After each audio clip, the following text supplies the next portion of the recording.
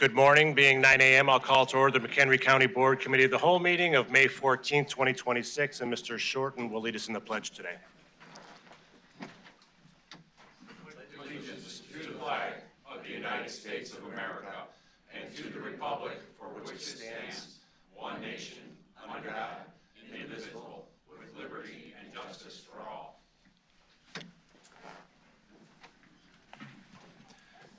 Kathy, could you please call the roll? Pamela Altoff. Here. Carolyn Campbell. Here. John Collins. Here. Joseph Gottemoller. Terry Greeno. Here. Eric Hendricks. Carl Kaminsky. Present. James Kearns. Here. Dina Krieger. Here. Matthew Kunkel. Here. Brian Sager. Here. Michael Shorten. Here. Michael Scala. Present. Larry Smith. Patrick Sullivan. Here. Paul Thomas. Here. Gloria Van Hoff. Tracy Von Bergen. Here. Chairman Bueller. Here. Having a quorum, I'll entertain a motion to allow Mr. Kearns to attend remotely. Mr. Sager makes the motion. Mr. Smith seconds. Mr. Kearns, could you state your reason for remote attendance, please? Business. Okay. With that, all in favor say aye. Aye. Against? Motion carries. Welcome, Mr. Kearns.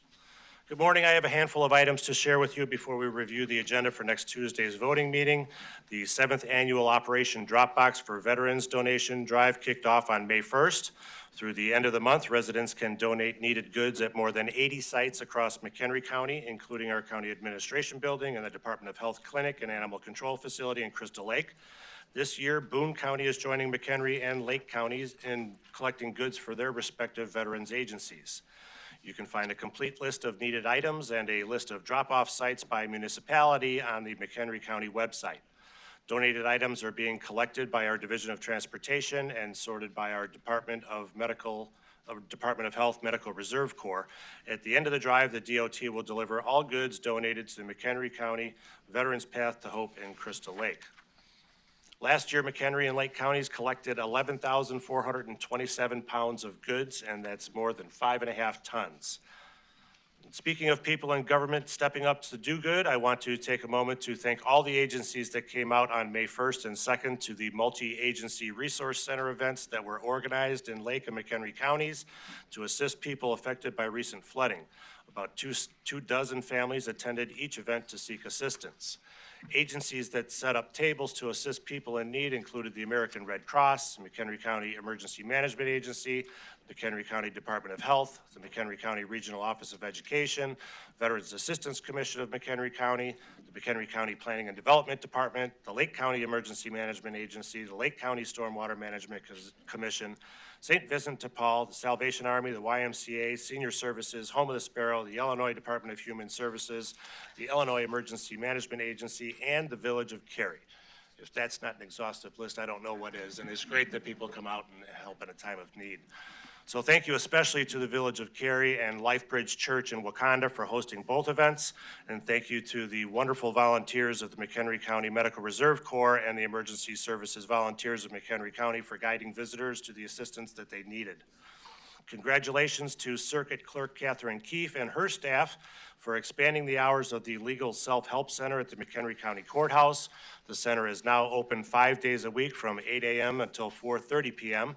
The center, located in room 346 of the Michael J. Sullivan Judicial Center, provides free access to legal information, court forms, and e-filing assistance, as well as access to community resources for issues such as housing, utilities, food stability, mental health, and substance abuse disorders.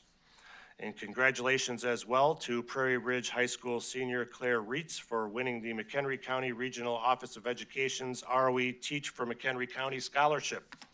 Regional Superintendent Diana Hartman, District 155 leadership, and Claire's parents surprised her in class with a $5,000 scholarship. Claire then signed her letter of intent to teach for a McHenry County school district in ROE jurisdiction after college.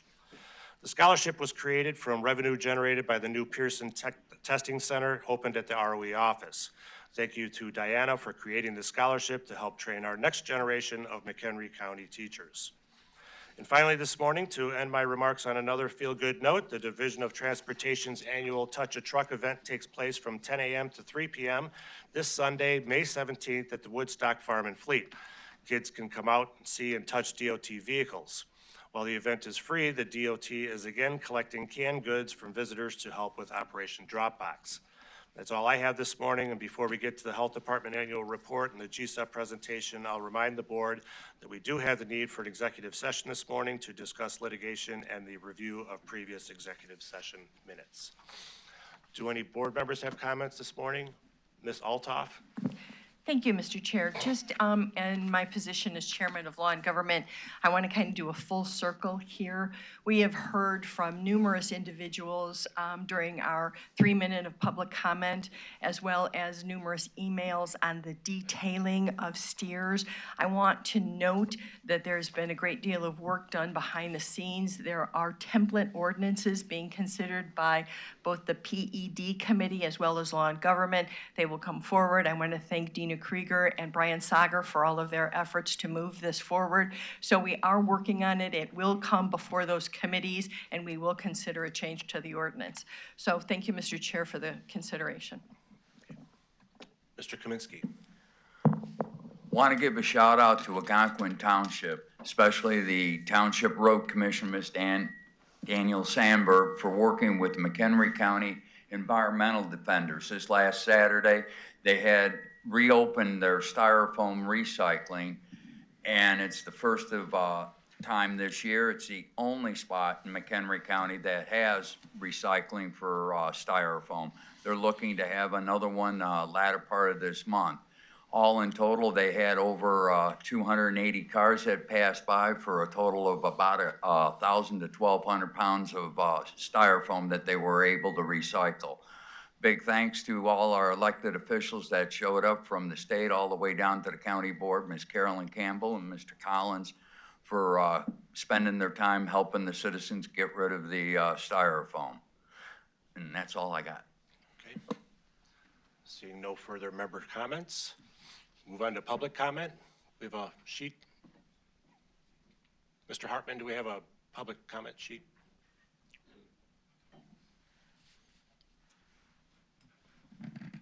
Just a reminder, public comment is your opportunity to address the board. You'll have 3 minutes in which to do so, at which time the red light will come on in front of me. If you haven't concluded your remarks, I would ask you to do so.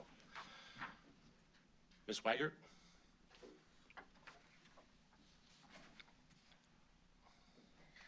Good morning. My name is Renee Weigert. I'm a resident of Johnsburg who opposes the proposed industrial solar plant at Ringwood Road and Spring Grove Road. Today, I want to bring clarity to something that many people are feeling right now, the uncertainty surrounding the upcoming litigation.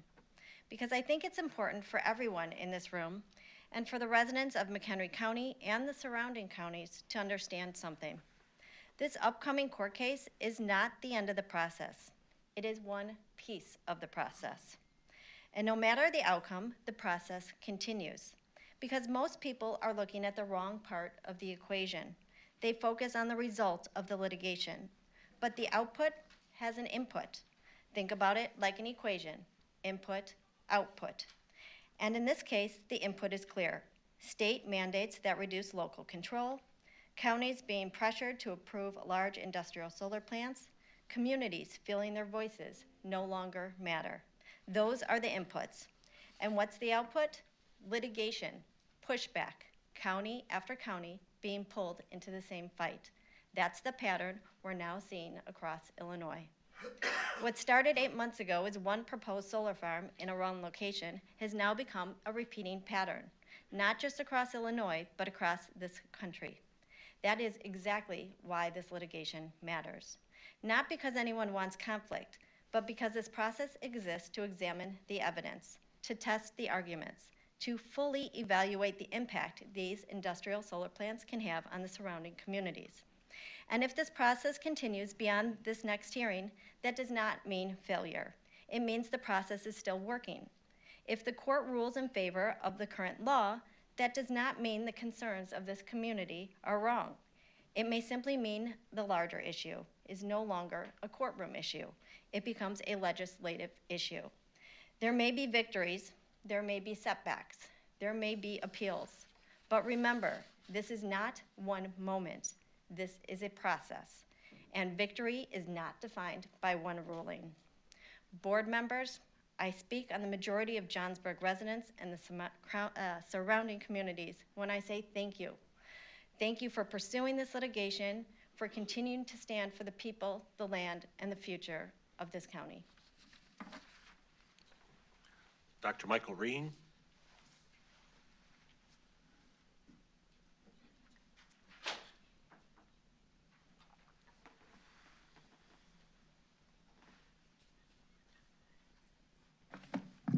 Hello, everyone.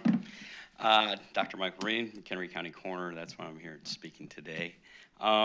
Just wanted to come and talk to everybody, since most everybody will be here today, that our construction project is pretty much winding up. We got a few things left to do, but overall, we'll be moving in starting tomorrow.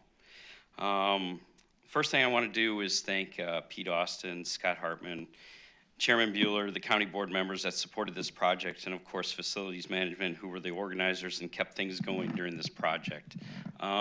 We did come into some bumps and bruises along the way, but which is, you know, kind of par for the course for any, you know, reconstruction. But facilities management, Tom and Lindsay, they were pretty much invaluable assets to this project in the county. Again, they were there to help guide through a lot of things that, you know, would come up and things in that nature, and we would work through them and figure it out. And we you know, we got through it, and that was the main thing. Obviously, this took a little bit longer than what we wanted to, but it will be coming under budget. From what I talked to Lindsay yesterday, and it will be an under budget project. And hopefully everybody, we do have our open house today. Hope we can see everybody down there for a quick tour and things like that. And there'll be food too, so that's always a good thing. I also want to thank the Kane County Coroner's Office for letting us use their facility. Our project, when we were going through this project actually started in 2021, and finally got to this, and I was working with the Kane County Coroner, Rob Russell, at the time. And then we got a new coroner down there, Dr. Silva, so I was working with her. So I was working with two different coroners that had things in place and stuff like that, but everything went smoothly. It was kind of a daunting process because it's an hour drive down there and an hour drive back to assist in autopsies and things in that nature. So that did take a lot of time and effort with everything. I also would be remiss of also thanking my staff, Chief Deputy Olivia Zednick, and Melissa, she's our Secretary Coroner, Deputy Coroner, and our full-time Deputy Coroners, Brandon, Travis, Cindy, and Tony.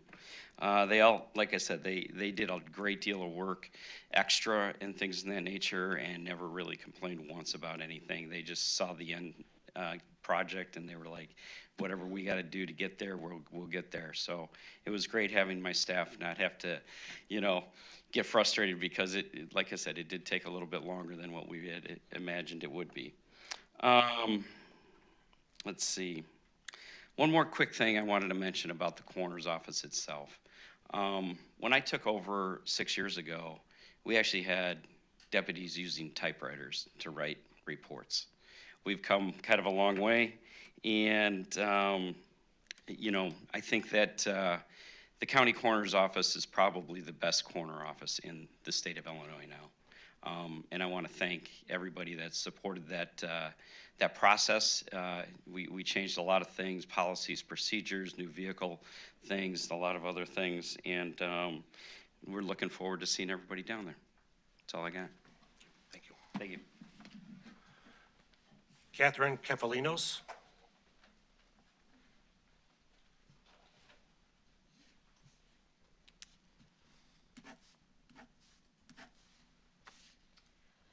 My name is Catherine Kefalinos. I'm a McHenry County resident. I'm thankful to the board member who already brought it up, and I know there's lots of momentum about the ordinance to ban the practice of steer tailing.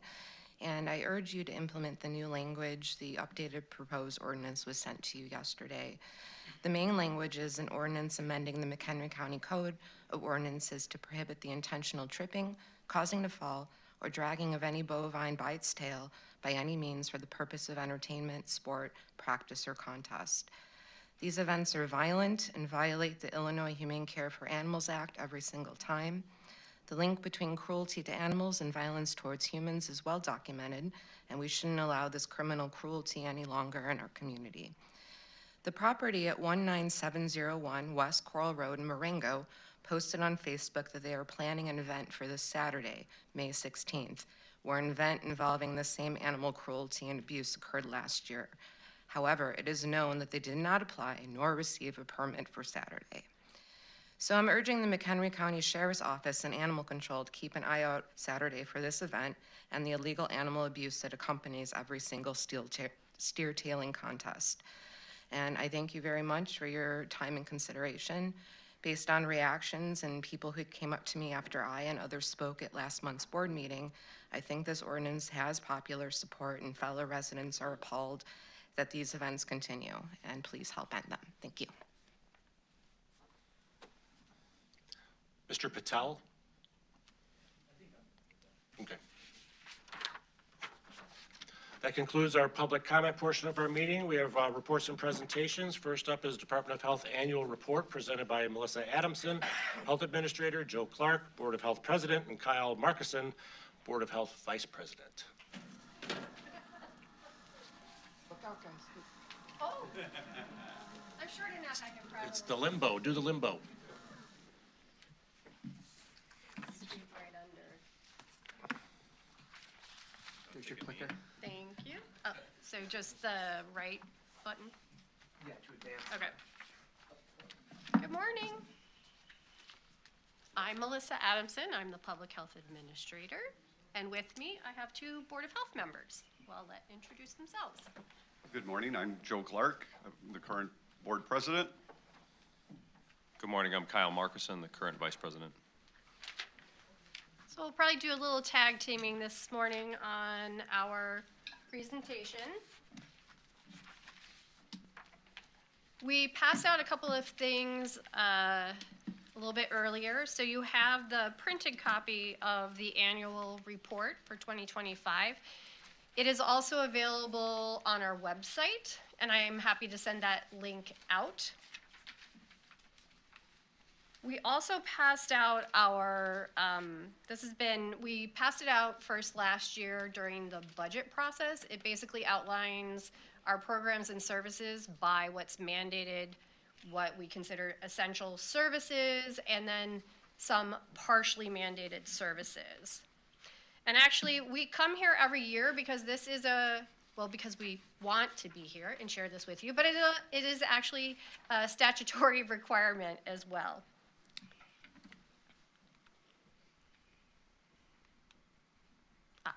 Okay. So just to review, our mission is to protect and promote the health and safety and the well-being of those who live, learn, work, and play in McHenry County. And our vision is to have an integrated public health system that supports health and well-being for all. So that really speaks to the community collaboration, that public health is not an individual sport. You know, it's really a team effort. It takes a lot of coordination and collaboration.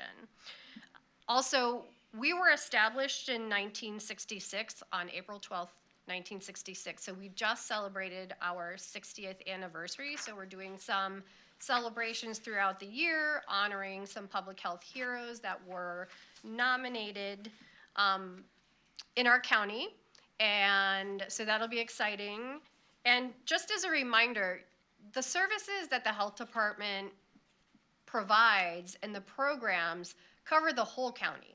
We're not just the unincorporated pieces. We cover the whole county with our food inspections, with animal control, et cetera. So our Board of Health is a 12-member board, and the requirements in the statute for a 12-member board are 2 physicians, a dentist, a registered nurse, and our county board liaison, which is Pam Altoff. They serve 3-year terms, and they oversee, they have certain powers and duties that come out of the statutes. But we've got pictures here of our Board of Health members. So we have quite a diverse group. We have a business owner, a farmer, a firefighter paramedic, a licensed clinical psychologist, and a nonprofit executive director.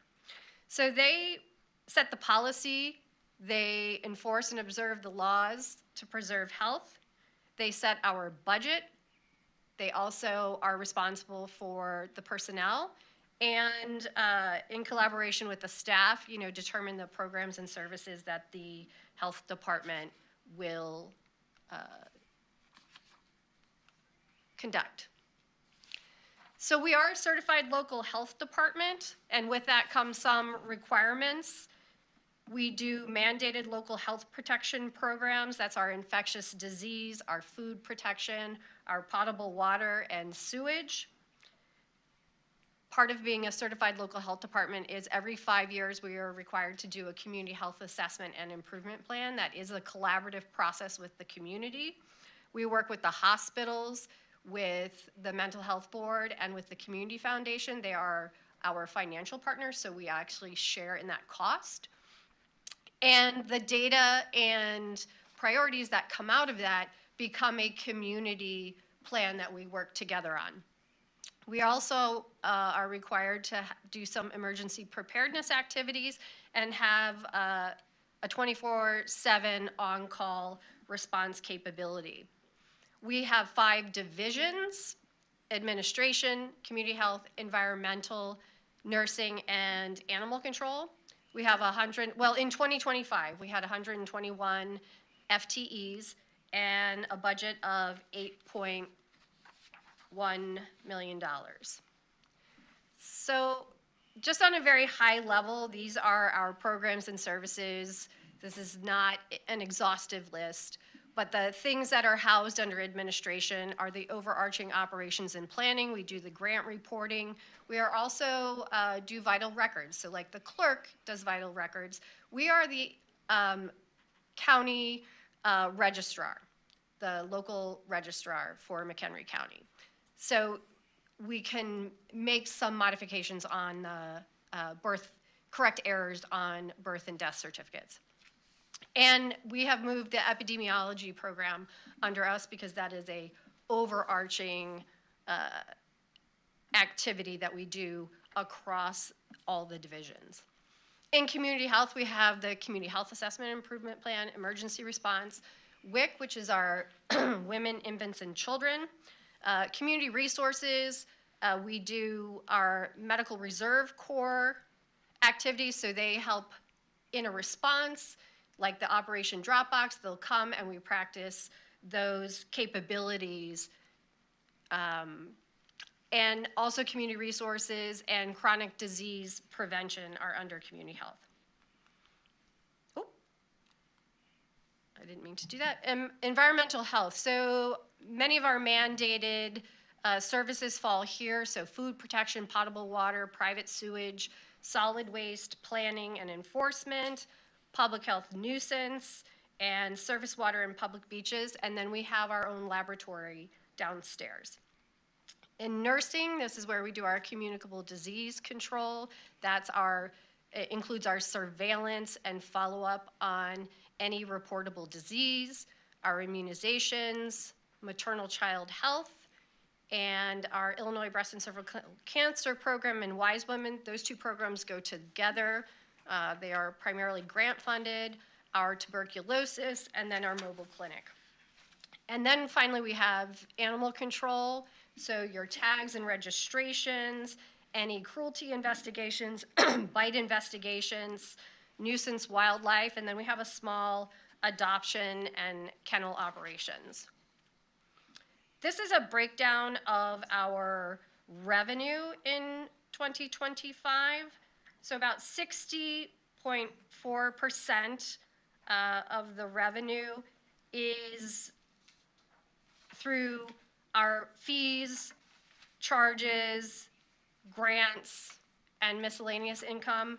Miscellaneous includes, we have some private foundation and contracts that just don't fall in the other categories.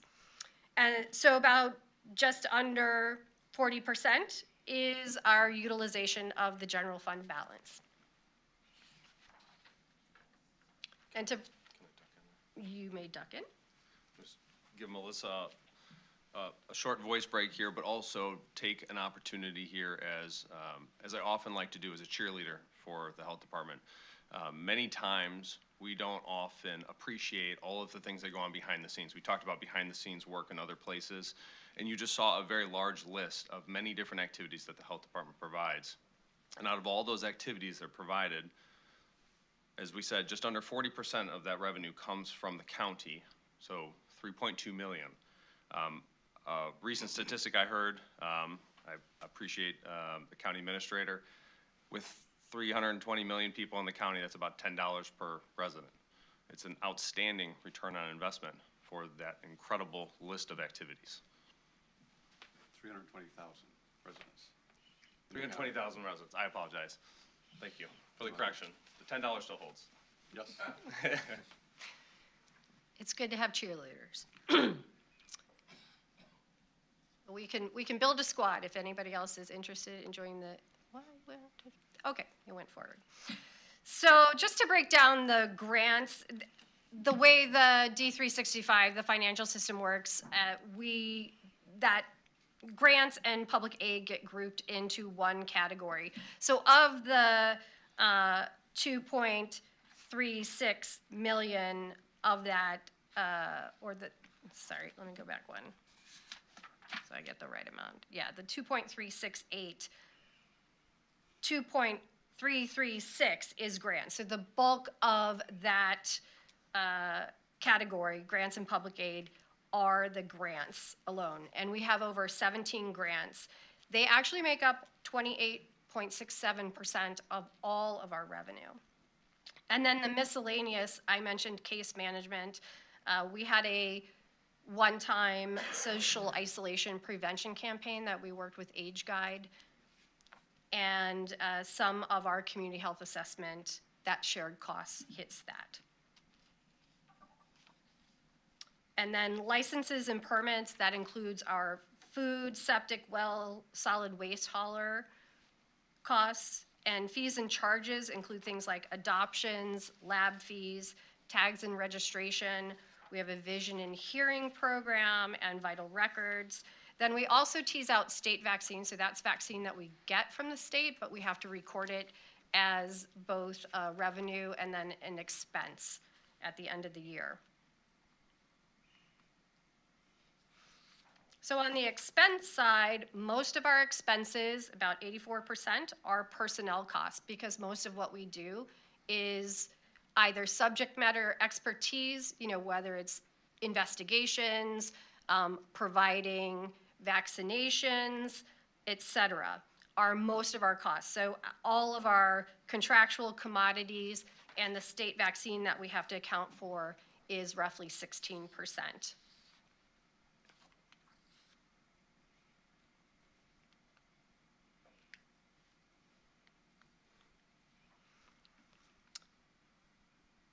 Okay, so then in terms of what the grants cover, again, that 28.7% breaks down this way.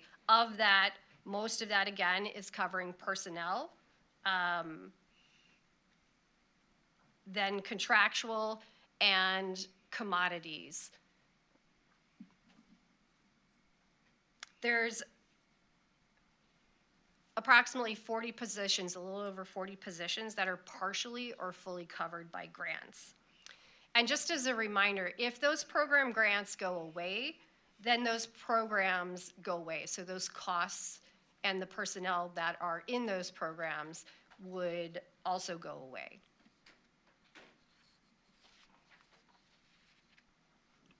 And then some of the things that are in the annual report, just outlining the vital records piece. We registered over 1,800 births and over 2,000 deaths. We have 25 interpreters on staff, and we have one person who does translation of documents. So we only use the language line for those languages that are outside. Primarily, we have Spanish speakers. And so just to kind of illustrate that, we do use the language line, but we don't use it typically for Spanish unless there's not a Spanish interpreter who is available. Then we have a pretty strong presence on social media, and through grants primarily, we purchase placement ads, right, to promote our programs and services, or in some cases, grants, whether it's tobacco, for example, if there's a campaign. So this represents the reach that we have in the community. So over 12 million impressions. And then it's kind of hard to see on the right side, but on Facebook, we've had over 15,000 page visits with over 450,000 impressions. Instagram, 55,000 impressions, and then visits to the website, over 105,000. Yeah, a lot of that is our adoption center. People really, our staff in animal control do a great job with their Facebook pages and sharing with the community the adoptable animals. So check it out. Okay, this is a busy slide. A couple of things to highlight here, and I have another slide after this that gives you a little easier to see and breaks it down. But something notable is we do recycling events as part of our solid waste. And there were 9 events in 2025, and we recycled 141 tons of material. Before you go off that, okay. May I step in for a second? Step in. This is the slide that I wanted to speak about.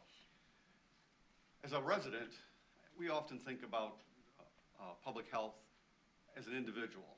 You know, they inspect my restaurant. They inspected my well. And once they're done with me, we don't think about them. We don't see the totality of the amount of work that our crews do. And when you look at this and you see some of the numbers, 816 rodent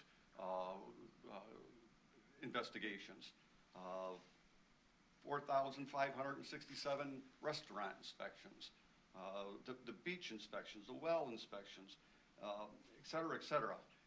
This list to me is most important because it shows the volume of work and the efficiency of the public health agency in getting the job done. And because of our employees' work in getting all of these inspections and consultations and training sessions, et cetera, we have a very healthy county. And I just wanted to stress the importance of that. Also, why I have the break here, I want to go back to the board members that Melissa identified that are on the board. One of our board members, Dr. Barb Amsler, she's a medical doctor. She's been a long-serving board member. She has recently suffered a medical crisis. She has been released from the hospital and she's back at home recovering. I ask that you remember her in your prayers, asking for a speedy recovery. Thank you.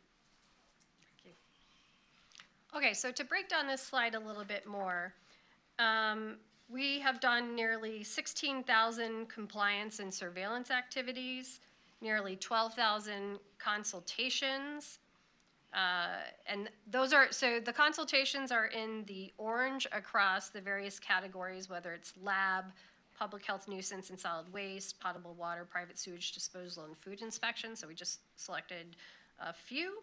And you can see that under food protection, We've done over 7,748 activities. So there is a lot of work that goes into environmental health and ensuring compliance with the public health code. So in animal control, we are the entity that registers. So if you have here we'll do a little plug. If you haven't had your animal registered or vaccinated, please get her done. So dogs and cats, almost 20,000 for the 3-year registrations between the two. We have a lot of, you can see the volunteer hours and the animal control visitors, so we get almost 4,000 people through the doors at animal control. And, you know, we really promote internally to keep staff trained and up to date on the latest, greatest. So you see some of that training and education. And then we also do low cost, we're required to do low cost microchip clinics. So we did 2 in 2025, and those are just the ones that we do at Animal Control. So obviously, if you go to a private vet, you can get your pet vaccinated there. And again, the views and the reach for Animal Control, if you can, hard to see that number, but on their Facebook, over 9 million impressions. So again, very popular. And then to break that down a little bit more, so again, these are just shelter activities. So these are things that we have done in our facility. So 542 rabies vaccinations, and euthanasia is something that is part of animal control and has to be done in certain situations. And so these are just companion animals that we're talking about, and it does include sometimes families, individuals bring their animals and request that we euthanize them. And so that those numbers are included here. We spayed and neutered 312 animals. We also work on transferring animals. So a lot of animals come in and go out. We work with other organizations in the community to transfer animals. We did 312 adoptions. We redeemed 252 animals, and then 873 animals were admitted. So at the bottom, these are some of those mandated services. So the rabies investigations, over 1,600. 48,000, over 48,000 total vaccinations and registrations in the county, and 18,000 compliance activities. Actually, these numbers do not include wildlife. Those are reported to IDNR, and so it's kind of a separate tracking. Then in our nursing division, we have our breast and cervical cancer screenings. So we served over 319 clients. In our communicable disease program, over 1,700 reportable illnesses were investigated by our team. We administered over 1,000 vaccinations. And then our total caseload for our maternal child health services was 172. You want to touch on this one? Yeah. Okay. Breast and cervical cancer screenings. This has become another favored area in our activities for me, because learning the personal impact, again, not every county will provide this. Not all these services are found the same across. But when folks in McHenry County have concerns about this, and either they're struggling to find care, they are struggling to find care because of health insurance conditions or high deductible insurance. We have served those people in this county, and to a great outcome. And every one of these is a person, right? It's easy to forget that these statistics are, you know, whether they're inspections or their dogs or their cats or all of those things, they're behind it as a person.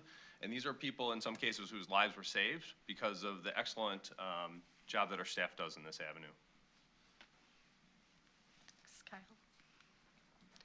Okay, then we have our community health division. So again, this is where we do a lot of preventative activities. We also do CPR education here. We test folks for, screen them for diabetes, We do blood pressure checks, cholesterol screenings. We do vision and hearing screenings for most of the schools in McHenry County.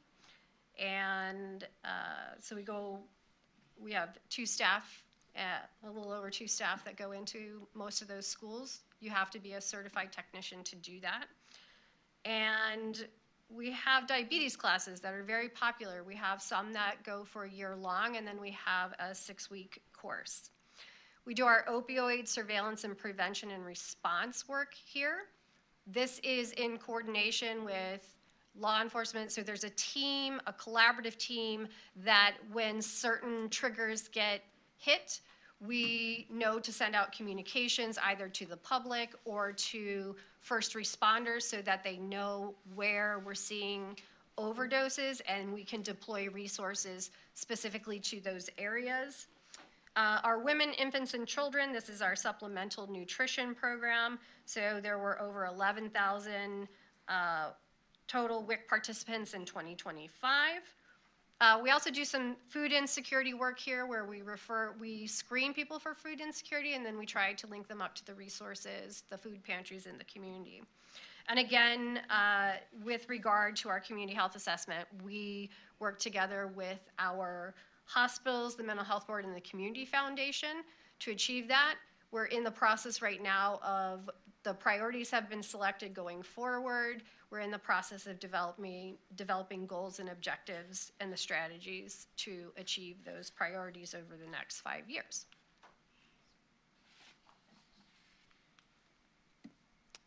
The clicker and me are not, there we go.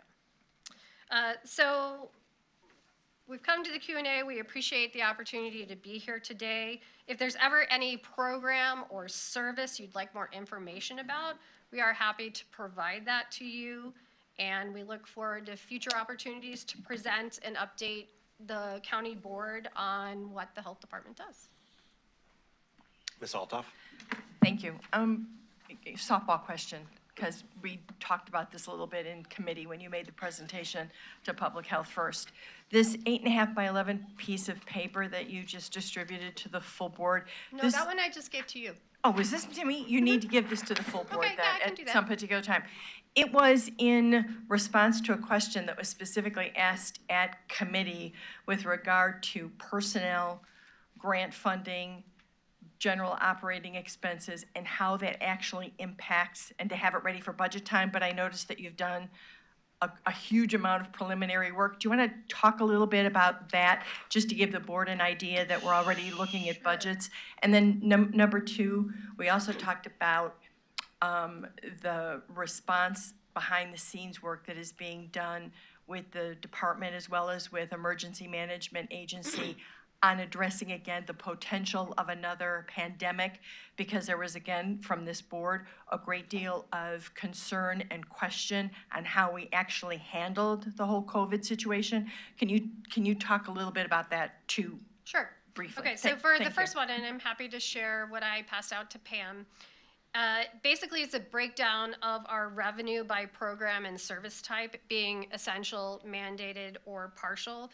So essentially, our essential programs represent 14.15% of our activities. 62.36% mandated services, and 23.49% are partial. And partial could be things like immunization, right? Like we have to maintain the capability, but you could technically go get an immunization somewhere else.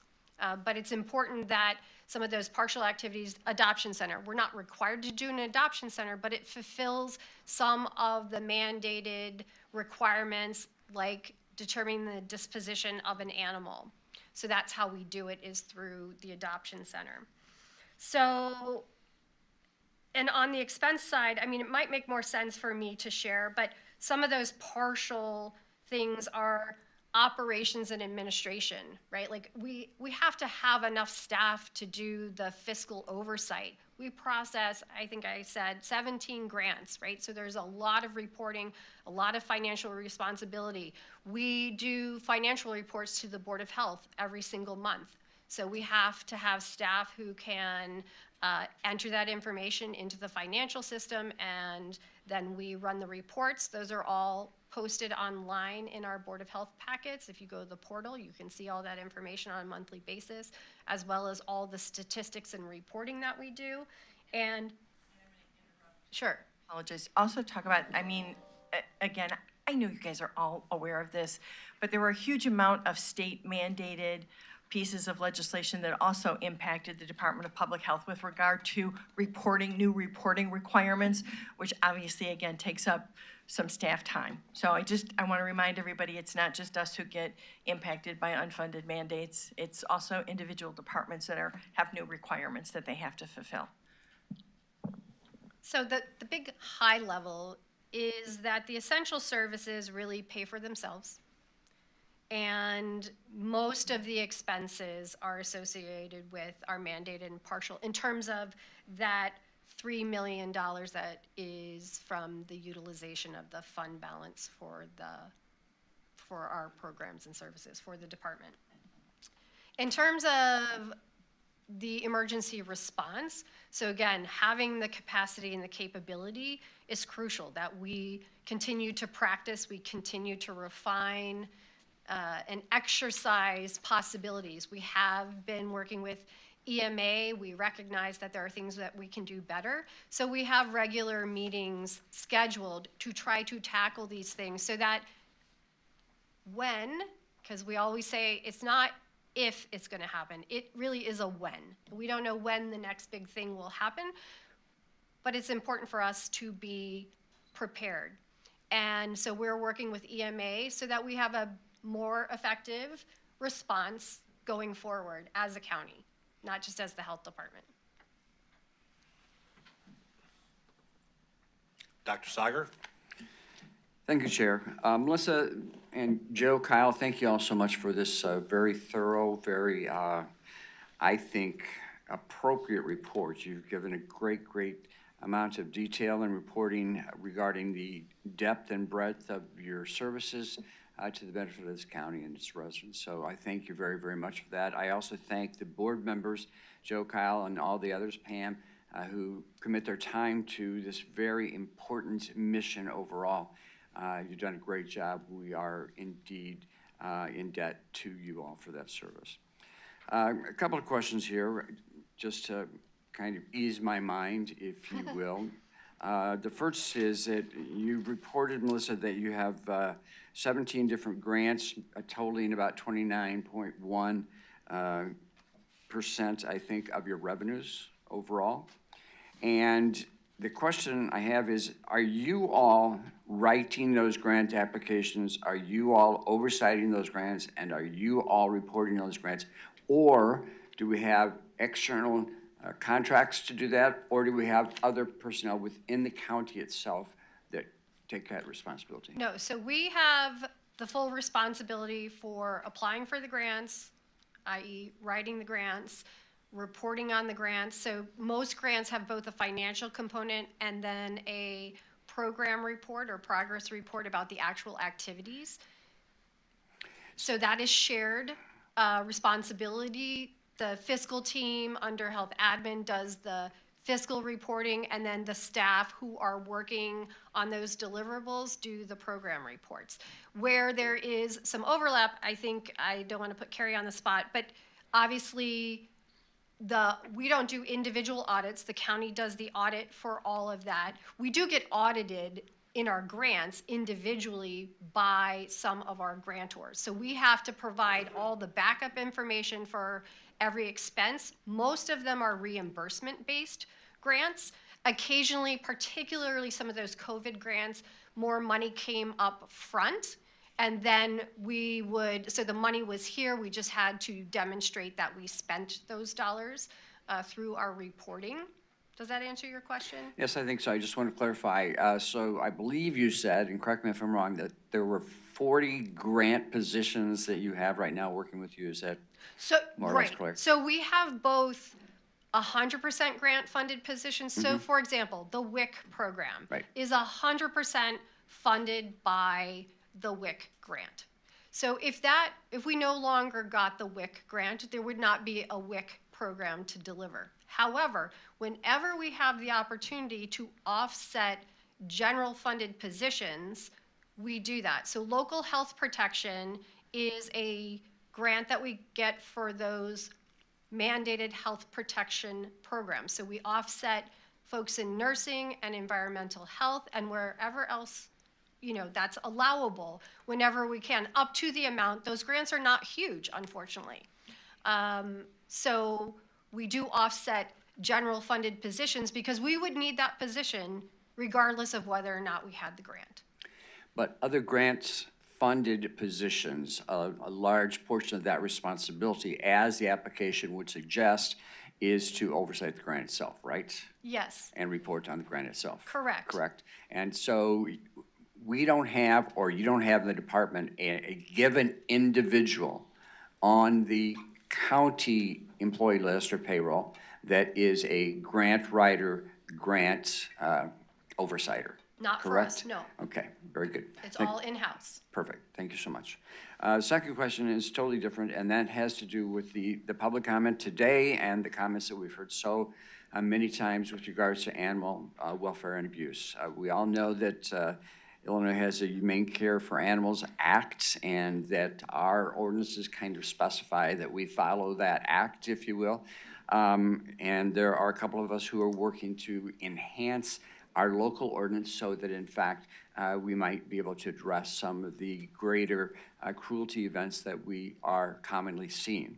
So the question is, if that's going to be a greater effort through our action as a county board to enhance our local ordinance in support of the Humane Care for Animals Act in the state, if we're going to do that, do you all have the capacity, personnel-wise, to kind of enforce those things, to go out and visit some of these events, to make sure that indeed the ordinance is being followed? And to what degree do you work with the County Sheriff's Department in that effort? Okay. So that's the question. Mary Ellen Howell, who is the Animal Control Administrator and the Director of our Veterinary Public Health, is with us. So I'm going to have her step up and answer your question. Perfect, thank you. Thank you, Dr. Sager. I did read over your draft ordinance that you had worked on. And when you look at the Humane Care for Animals Act, the one thing you would note in there is that only law enforcement can actually do the charges. So that's why with the situation last year, they did all the charges, and they're the ones working in court. As animal control officers, they are trained to look at humane activity and to enforce some of the humane Animal Control Act and the Humane Care for Animals Act. We are not, though, law enforcement, and we are not trained with secure gear. We don't have vests. We don't have tasers.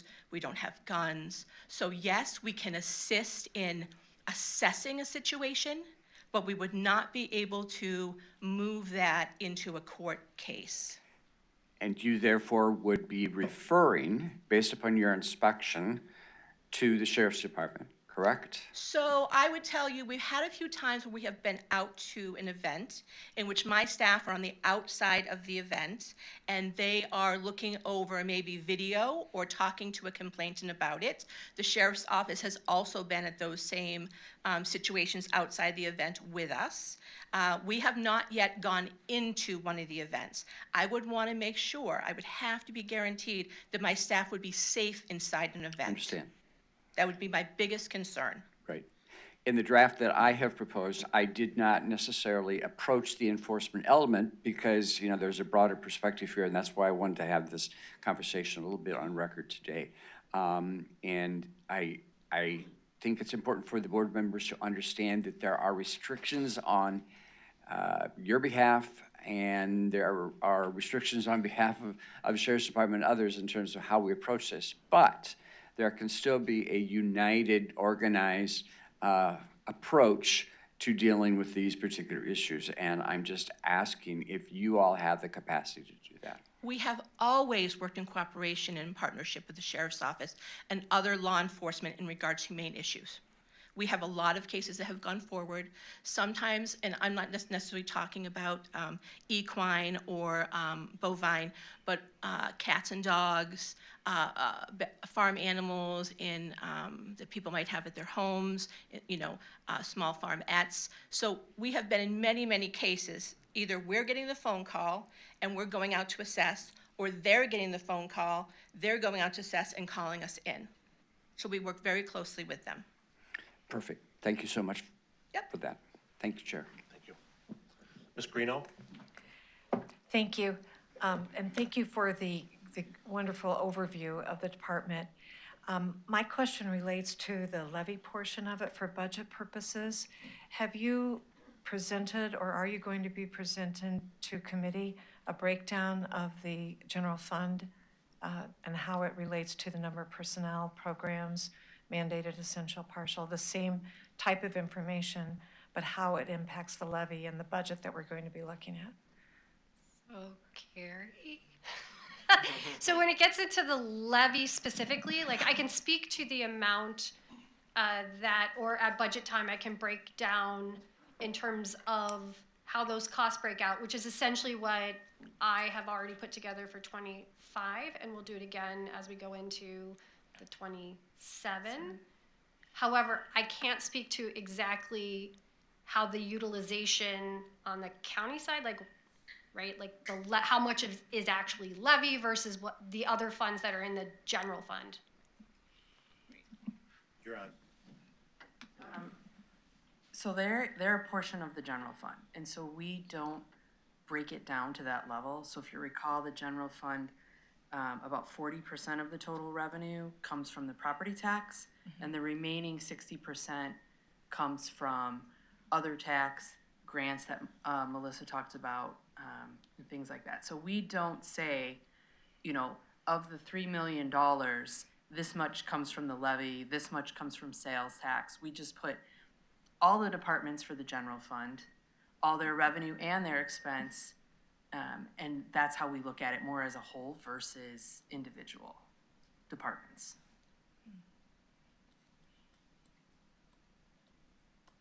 I will seek to understand that at a deeper level. You can be sure. Yes. Okay, seeing no further comments from the board, thank you so much for your presentation today. One moment. Go ahead. In closing, I wanted to make a comment that's related to your activities. Oh, I'm sorry. We've heard the county board's concern about the upcoming budget discussions and the need for additional resources. The Board of Health has within the last couple of months, instructed staff to review our ordinances, review our fee schedules, see if there is an opportunity for making amendments to increase some revenue. They have done so. Those changes have come to our committees. The committees have concluded reviewing the changes in the fee schedules. It will be going to the full Board of Health this month, after which then it'll be coming to your committees for review and then to the full board for final approval. On behalf of the Board of Health, I ask that you support those changes. It will help increase some modest revenue to help offset some of our expenses. And thank you for the opportunity to speak here before you today. Thank you. Good day. Thank you. Next, we have the GSEP Partnership Development Trip to Germany for this year. Executive Director of MCEDC, Mark Picos, and MCEDC County Board Liaison, Mike Scala. Yes. Good morning. And I'd just like to thank Mr. Scala for taking time out of his trip while he was already in Europe to attend as one of the representatives of McHenry County on this delegation. Worked really well. Thank you. Thank you all very much for having us. Very, very glad to share our experiences and learnings from this trip. It was an incredibly valuable one for McHenry County as well as the Greater Chicagoland Economic Partnership. Why Germany was chosen as a targeted foreign direct investment development trip is that they are Chicagoland's third largest trading partner since 2020. They've had nearly 40 foreign direct investment projects within the 7 GSEP counties, as well as the city of Chicago. Relevant to McHenry County, while we were there, I saw a lot of parallels in the way that German companies approach businesses and approach doing business, their business culture and mentality with the way that McHenry County approaches doing businesses. There is, some very intentional long-term investment and stable growth. They don't have the move fast, break things mentality that we'll see on the other coasts of the U.S. There's a robust engineering and advanced manufacturing sector, which is relevant to McHenry County, as that's one of our largest employment bases, and Chicagoland as well. So they're a very ideal partner to focus some of our efforts on within the GSEP. I'll talk a little bit later about the overall foreign direct investment strategy that GSEP is working on. But engaging some of these companies and partners that can make introductions to these companies early to develop these relationships is critically important. We often heard our German counterparts or the German companies lamenting that the regulatory process in Germany for starting businesses, launching businesses, entrepreneurship is prohibitive from a cost perspective and a time perspective. I think the example was used that it takes like 2-3 weeks to file an LLC in Germany, whereas in the US we can get that done in half an hour. And so that's some of the advantages that they look towards us as partners to help introduce them to those opportunities and investment here. The partnership, the majority of you, I think, are familiar with the Greater Chicagoland Economic Partnership, and that was the facilitator for this group. World Business Chicago is the liaison or the one who kind of leveraged their relationships to establish the trajectory of the trip.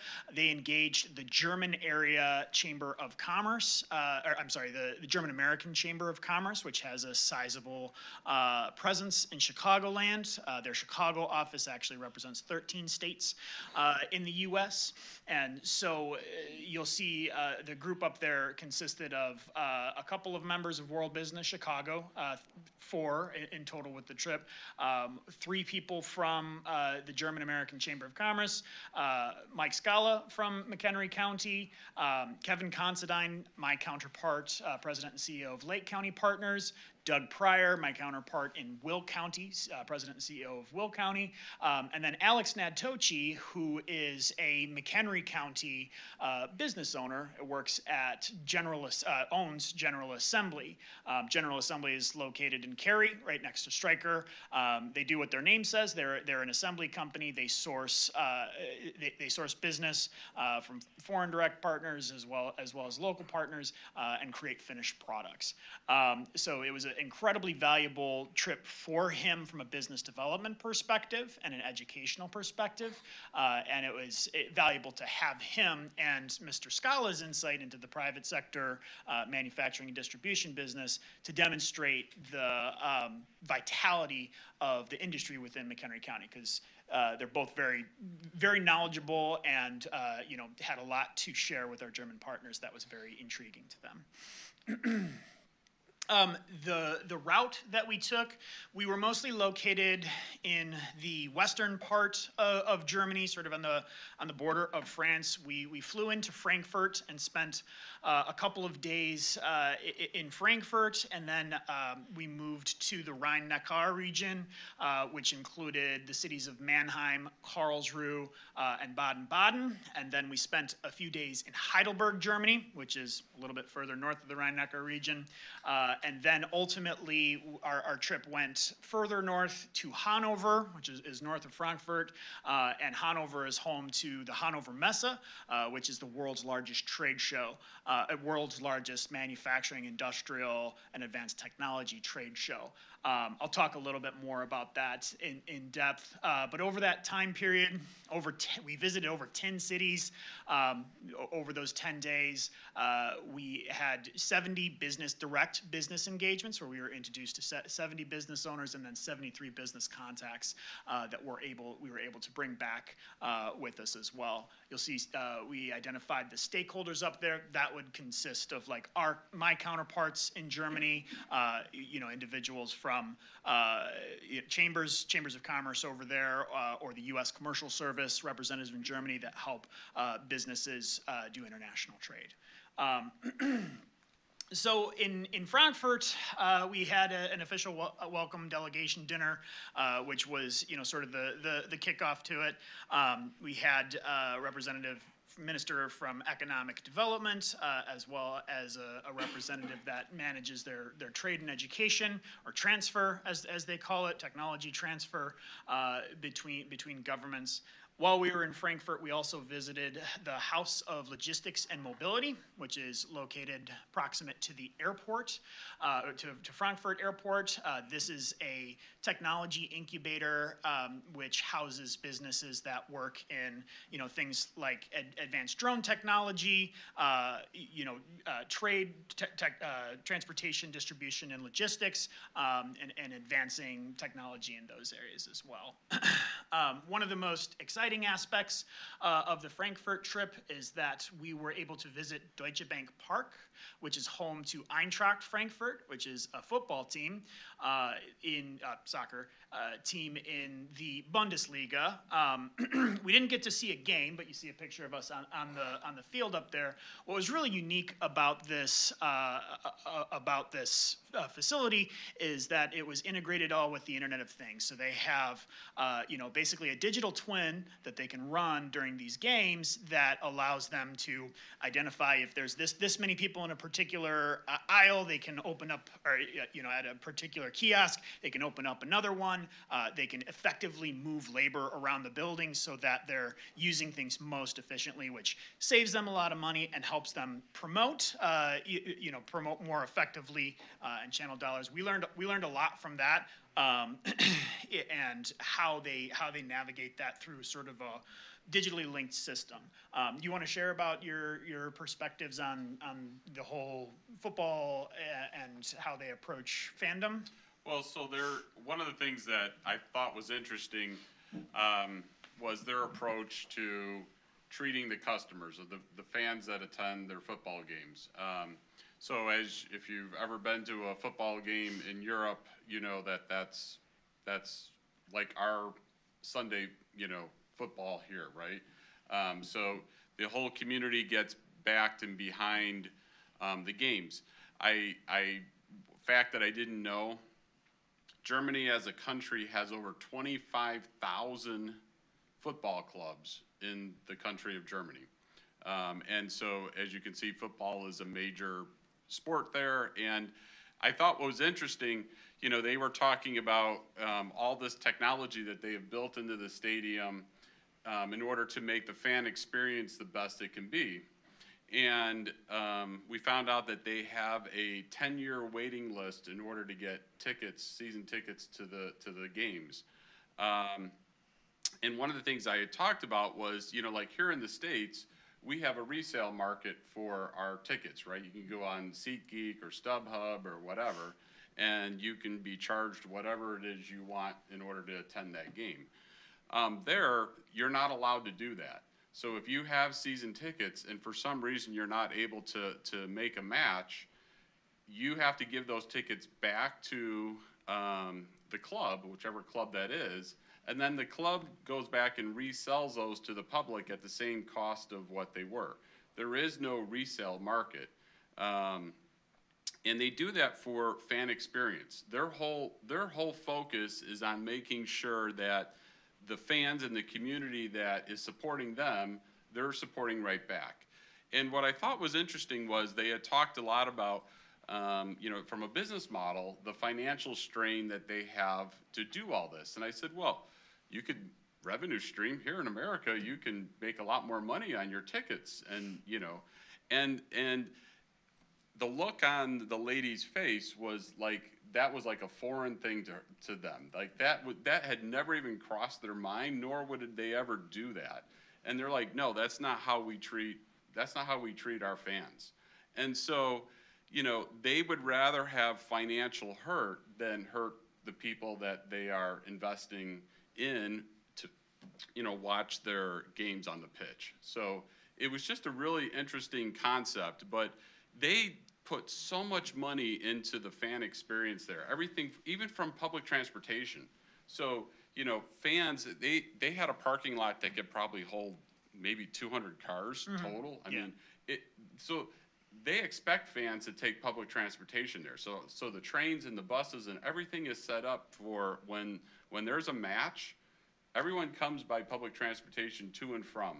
And I think, as a person who has been to one of those matches, there's a lot of partying that goes on, right? So, driving is probably not the most ideal thing to do to get to these games, but again, it's all focused around customers. And quite honestly, the tie to that is all of the businesses are like that.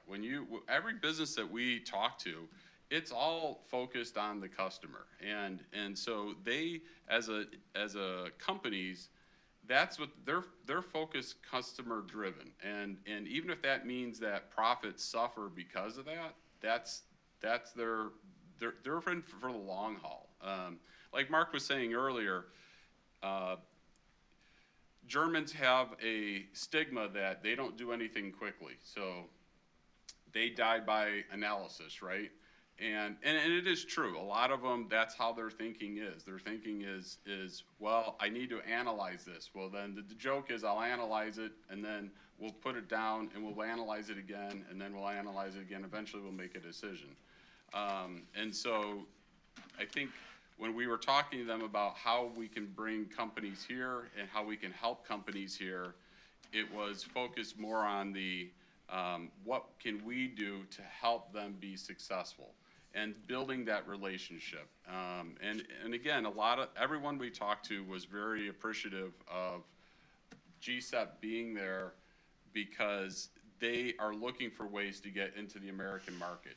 They view the American market as an opportunity to grow and expand. And all of them recognize the economy that the U.S. has, and that is their way to be able to get in. So they're looking for partners, and they're looking for people that, like Mark, that they can invest in order to have the business relationships. Oops. Where do I even need to point this? There we go. So after we left Frankfurt, and by the way, we took a bus, which was a huge tour bus, and it was extremely challenging to navigate all those roads. The country is very much set up for public transportation. But we visited first the Mathenex Technology Center in Mannheim. Mannheim is a city where it very quickly became evident the importance of the post-war investment by the U.S. We kind of stood in their technology center. It's a very industrial city, and the guy who leads the industrial center said, yeah, if you look over here, this was a former U.S. Air Force base. U.S. soldiers stayed around after the war and redeveloped that into this housing complex, redeveloped this into what was the John Deere factory. So that's really where it kind of started to become evident, but that's kind of true and a theme that began to emerge countrywide. They really, revere the U.S.'s post-war investment via the Marshall Plan and commitment to rebuilding Germany.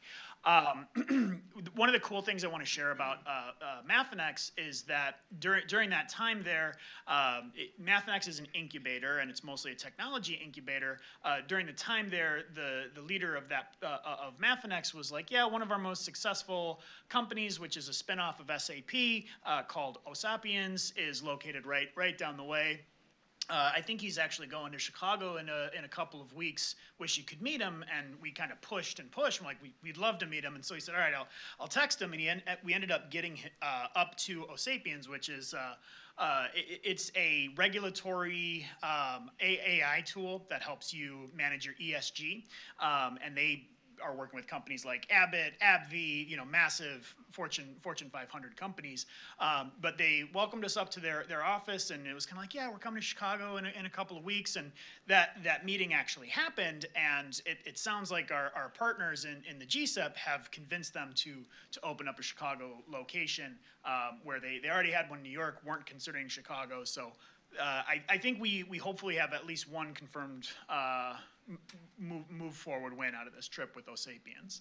But again, this was a company that was an incubator, I think, 6 years ago? That's right, yeah. And 6 years ago, and now they have over 1,000 employees. Over 1,000 employees So, I mean, all of these tech hubs and labs that we went to, that's what they're producing. They're producing these companies that are cutting edge technology that are ramping up. I mean, this was probably an anomaly as far as success story, but this is what's happening there. And, again, we want GSEP to be a part of that. We want Chicagoland area to be a part of that. So these companies, as they continue to grow, naturally expansion into the American market is where they need to be.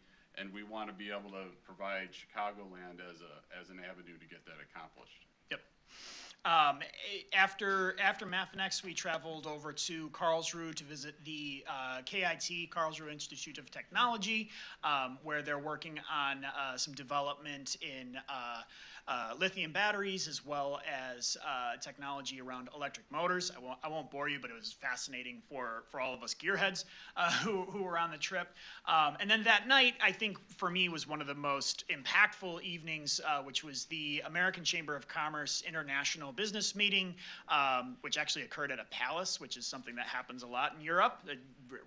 I don't frequent palaces very often. I don't know about you guys, but they're like, yeah, come on over to the palace, which backs up to the Black Forest. But we were actually delivered remarks by Simone Mene, who is the former CFO of Lufthansa Airlines and now the president of the American-German Chamber of Commerce, and it was a really inspiring conversation. And having Chicagoland there and having a government representative from McHenry County was really valuable, because we kind of got to share that McHenry County is open for business, and we want to work with the business owners that were in that room. So that was really positive. We then visited Heidelberg, which is a beautiful city. If you ever have the opportunity, we were welcomed there by the mayor of the city. He spent a good amount of time with us. We visited a number of their Heidelberg Biolabs, which is a biotechnology and life sciences incubator, and then Innovation Labs at Heidelberg, which works in hard tech. So they're producing things like printed chip technology. They had some really cool technology integrated into a baseball that they were actually able to evaluate how the pitcher was throwing the ball, so that they could avoid having the Tommy John surgery. And they are looking for they're looking to develop an American presence as well, because baseball's our national pastime. So none of that should, like, Hanover Messe was really it really stood alone as a portion of the trip. Like, you could definitely make a trip and just spend the whole week at the Messe. The Messe is on a fairground, but this fairground could fit 5 of any trade show that I've ever been to in my life inside of it.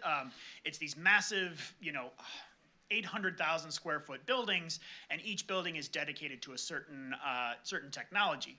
A picture of us up there is speaking with Mantis Robotics, which is a Belgian company that develops robotic arms for manufacturing and distribution companies. The real unique thing about that robotic arm is that it's fenceless. So as many of you probably already know, robots have to be kind of kept free of human interaction. Like if you get your arm in a robot, it could hurt you. So this one actually has sensors where as a human comes closer to the robot, it slows its motion and then ultimately actually stops when you get within a specific range.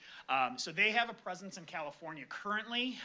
We are engaged with them or GSEP is engaged with them in talking about bringing them to Chicago. Just real quick, for frame of reference, so, one of the things that we learned a lot, and I think they learned more from us, is that each community, each one of these towns has their own tech hubs and things that they focus on. They were really fascinated by GSEP and what we represent. So we explained what GSEP was about and the geographical link to that. Their towns, everything's kilometers, right? So perspective, right? So basically 6.2 miles is 10 kilometers. So when I was talking about, okay, so from downtown city of Chicago out to McHenry County is approximately, 60 kilometers. They have multiple towns within that 60 kilometer reference, but they don't work together. And that was one of the things they found fascinating about our group, was because we're all working together to try and bring economic development to the region. They just started 3 years ago what they call Sunny Valley, which would be the conceptual of what GSEP is.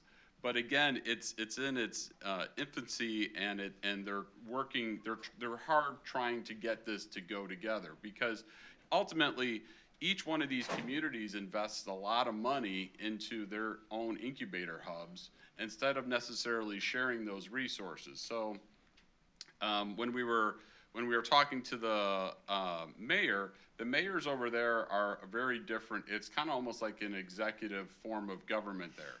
The mayor has complete control over the whole city.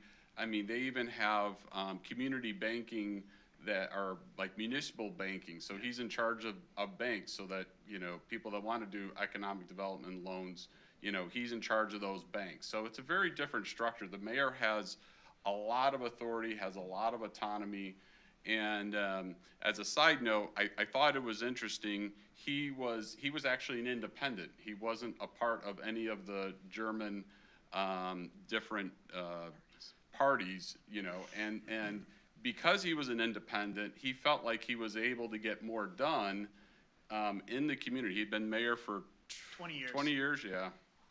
And he kept on getting reelected because the community saw all that he was doing to improve what was going on there. So it's so I wanted to make that point. And then Mark's comments about Hanover, the show, that's a B2B type show. So if you've ever been to Las Vegas, where they have the Consumer Electronics Show, this is probably about the same size as the Consumer Electronics Show, but if you ever been to there, every single space is taken up by that. Every hotel room is taken up, and it's about that large. But for the Consumer Electronics Show, it's spread out over the whole city of Las Vegas, right? So it's from Mandalay Bay's convention center all the way down to the other side where the convention center is. So this is all consolidated. So it's building after building. When you look on their little sheet, it's in building 24, it's in building 12, and you go to each one of these buildings that are all connected. But it is impressive. It is unique in what they're doing. It'd be great if we had something like that here in the States, a B2B type trade show like this, but it's incredible, all the companies that are there. And we did get the opportunity to have a VIP ticket to the welcoming, which featured the German Chancellor Friedrich Merz, and then the Brazilian president, because the featured country was Brazil for the show. Lula da Silva, he gave remarks as well. So that was really cool and unique to see that international collaboration there. So McHenry County's role in this, we did have the opportunity to promote McHenry County, talk about the advantages and the distinctions that McHenry County offers within the greater GSEP. But to Mike's comment, it was really cool because it'd be myself and Kevin and Doug talking to somebody, and they say, well, wait, you're all from 3 different areas, and you're not competing for our business. You're not each one of you is pulling us aside. And that was very, that was very positive to see that, and it was inspiring to them as well that they acknowledge the work that goes into that collaboration that GSEP represents. We did have the opportunity to distribute some one-pagers about McHenry County, including information about Foreign Trade Zone 176, which is a duty deferral program, and a lot. We're glad to know that. German companies, as we kind of indicated, they're very tactical, very engineering oriented, and have very long-term investment horizons, as well as long-term visions for growth, right? So if, just kind of laying a stack of incentives in front of them and saying, hey, this is, will reduce your cost to move to Northern Illinois or the Chicagoland area or McHenry County, that isn't going to work. What is going to work is continued development of these relationships, continued engagement, demonstrating our commitment to being welcoming to German investment in McHenry County and the Chicagoland area. I talked a little bit about Osapiens, which we met in Mannheim. Likely, that is a tech company that is likely going to locate in Chicago proper within the city limits. We did have a really positive conversation with the chief marketing officer for a company called Berco GmbH.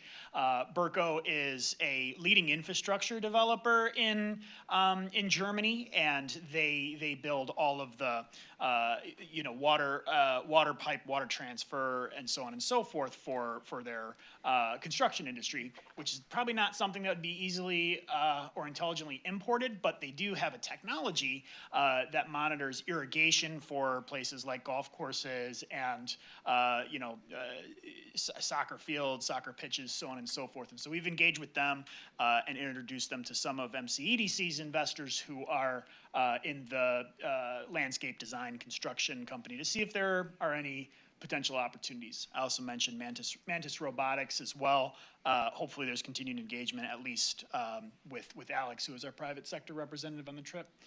So what comes next? The Greater Chicagoland Economic Partnership leads met on Tuesday to kind of discuss what our strategy is going forward. I think we're all in agreement that identifying, 2 key tracks, a EU tract focused most specifically on Germany and surrounding areas. I mean, it's very easy to get to the Netherlands, very easy to get to the eastern part of France. From Germany, very easy to get to Poland if you're in Bavaria. So, focusing on that tract, as well as continuing our relationship and relationship development with Japan, I think is going to be, sort of GSEP's going forward FDI strategy.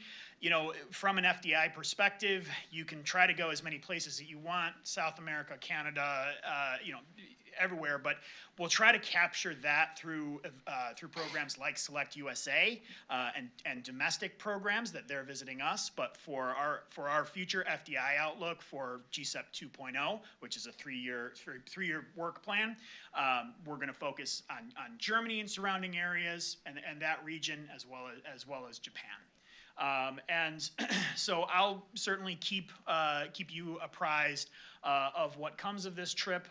We developed a lot of relationships. WBC, as the service provider, is going to kind of manage the CRM and the contacts from this. And if they come into the GSEP pipeline, they'll present the opportunity to all of us partners, as that's what we've agreed upon.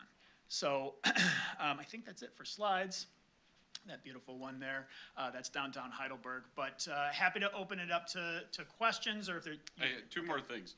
So I think one of the things that Mark and I try to impress upon the people that we met is the benefits of McHenry County. So naturally, when you look at all of these German communities that they're very city focused, right? So there's a lot of people that live in the city and work in the city, and but as soon as you leave that city center, it looks just like McHenry County. I mean, it's, you know, there's farms, there's fields, there's, you know, and so I talked a lot about McHenry County being very similar to that, right? So comfort level with, you know, the concept, you know, Chicago is such a big city, you know, blah, blah, blah. It's like, hey, come to McHenry County, and it looks just like Germany, you know? So that was one of the things that I was kind of pushing for in McHenry County. The other thing that I do want to mention, so I was the only elected official that was on this trip, and every place we went to, there was a lot of questions regarding the geopolitical environment that our country has and how that's impacting Germany as a country. You know, just like our energy costs are going up a lot, their energy costs are going up significantly. And it's really hurting them as a country economically. And so there was a lot of questions that were asked directly of the delegation about, you know, how does the U.S. feel about Germany as a country? And it's you know, I tried to steer away from the geopolitical environment because that's, you know, we can't control that, and I made those comments, but more about impressing on them that GSEP as an organization and McHenry County as a community or county, and that we're outside of that geopolitical environment, that we want to build not only friendships and relationships, but business relationships. And I think that was very well received.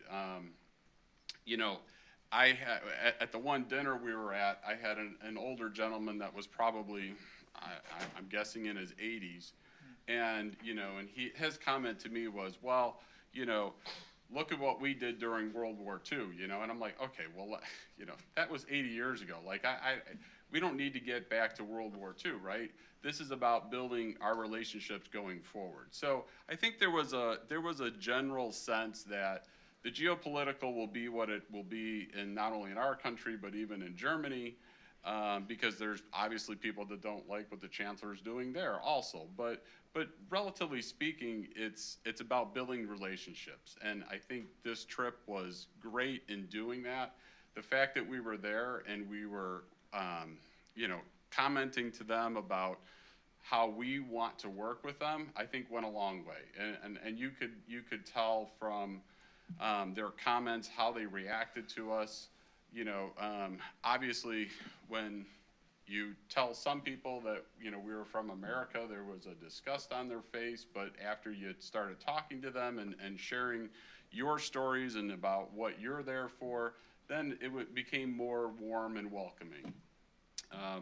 I think it helped the fact that I drive a Porsche, so they were all excited about that. They're like, wow, you actually do a German style?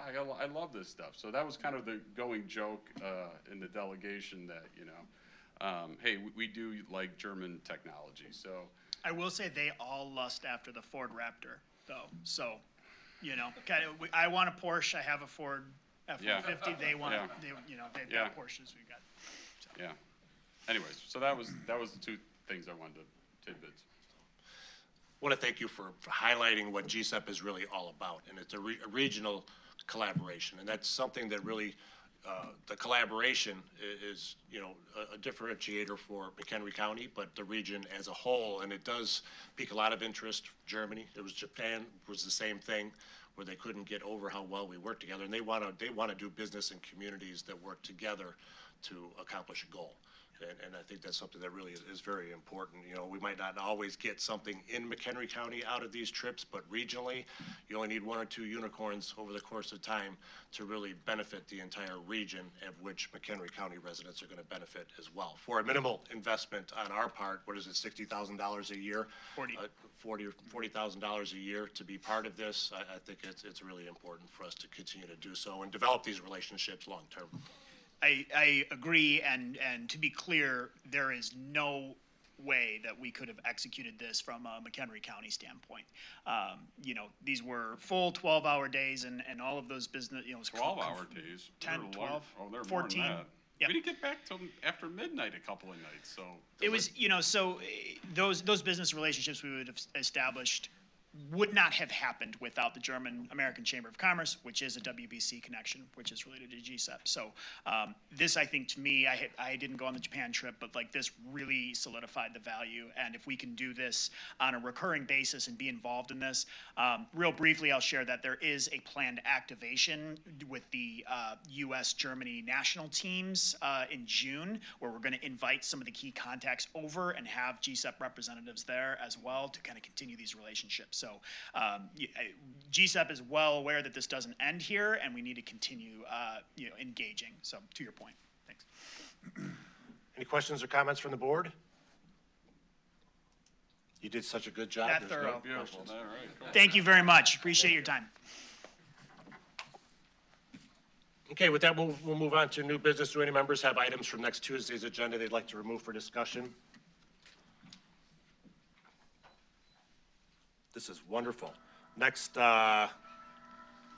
have our administrators, or I'm sorry, Ms. Von Bergen. Go ahead. Thank you. 16B11, 16B11, the board Okay. rules. Anyone else? Seeing none, Ms. Von Bergen, 16B11, County Board Rules. I'd like to pull it from the, let's see, it's page 22 of the red line copy, section 4.14.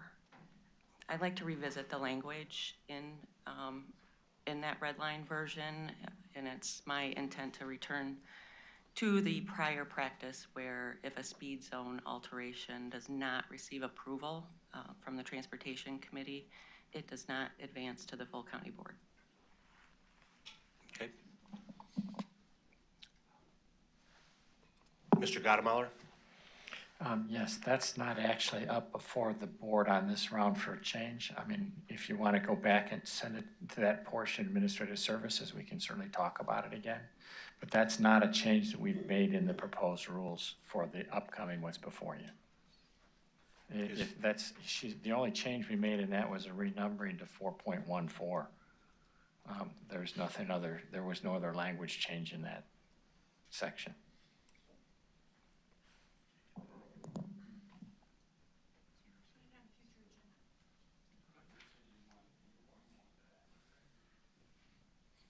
Okay, Ms. Von Bergen? Where are you on that? Yes, I would like that put back in. Are we only allowed to change the things that you guys discussed? Mr. Gottemoller? In the past, that's what has been done. We brought forward changes that have been suggested to us that we brought into administrative services. We've worked on those changes. That's what's before you. If you want to make other changes, send them to us. We'll be glad to go through them. But if you want to rewrite all the rules at one time here before the board floor, we could do that, but it's going to require a separate meeting.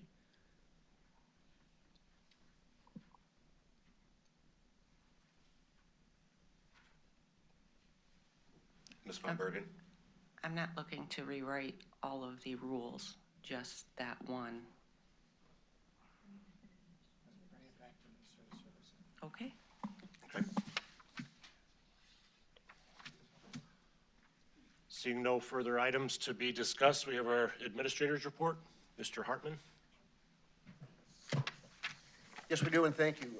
Just a reminder that you can join us at Dr. Reen's office for his open house. He's really excited to show you the renovations that have been completed. So please be reminded to just mosey on down there. It's a beautiful day for a walk, so it's in Annex A.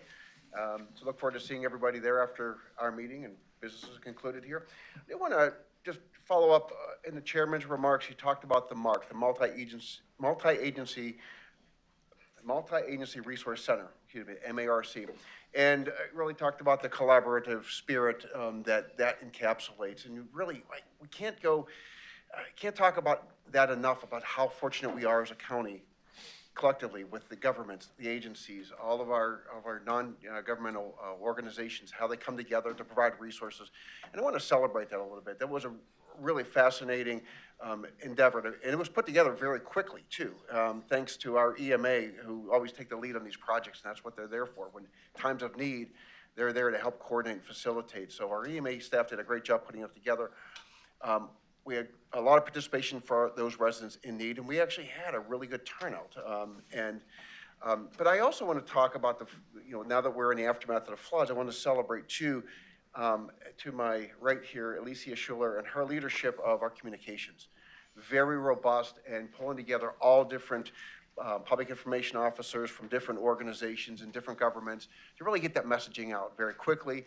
Working with our health department team to get their messaging out, working with our DOT staff to get the road closure messaging out, and everybody. So well done, Alicia. I want to just commend you on that. And she established a really good playbook. This is the second time in my tenure that we've gone through major flooding. And the unfortunate reality is we get better with it each time. So hopefully we don't have to do it again. But that is what I have. But I want to just turn my remarks over to Carrie. She has a couple of things to report. And Carrie, if you would. Okay. Thank you. So I have some good news and some not so good news. So I'm going to reverse the order that I did in finance and start with the not so good news. Last week, Treasurer Kurtz and I met with Scott and Chairman Bueller to discuss our Magnum bank account. So what is Magnum bank account? That is the checking account for the general fund. So, we talk a lot about fund reserve and balances. So when we talk about the general fund as a whole, we have the investment side or the savings and our checking.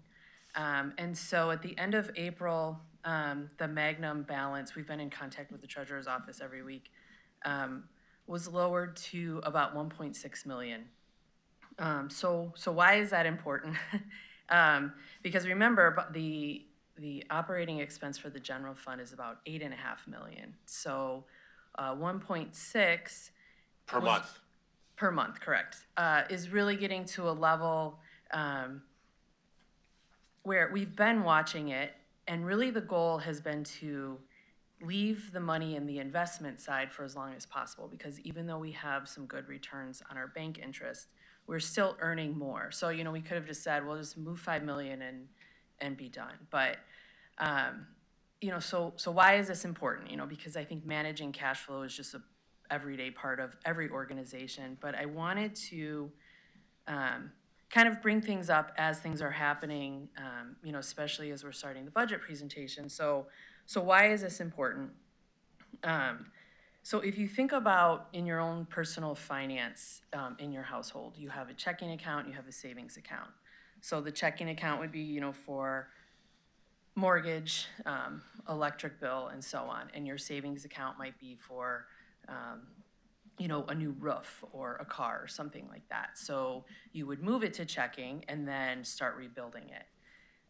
So to get us through until we get the property tax levy in June, so far we've moved about $3 million from our investment account in the general fund to Magnum in order to cover our everyday expenses. So really, if you're thinking about, when you start using your savings account to have to pay your mortgage is when you need to but you need to think about more of the long-term implications, especially as of right now, we have no tools to begin rebuilding that savings account. So last year, we had to move money from investments in May, and our investment balance was in the low 30 million. So this year, we had to move money from investments in April, and that investment account is to 24 million. And so that's the point. So next year, we might be in the high teens, and we'll probably have to start moving money in March.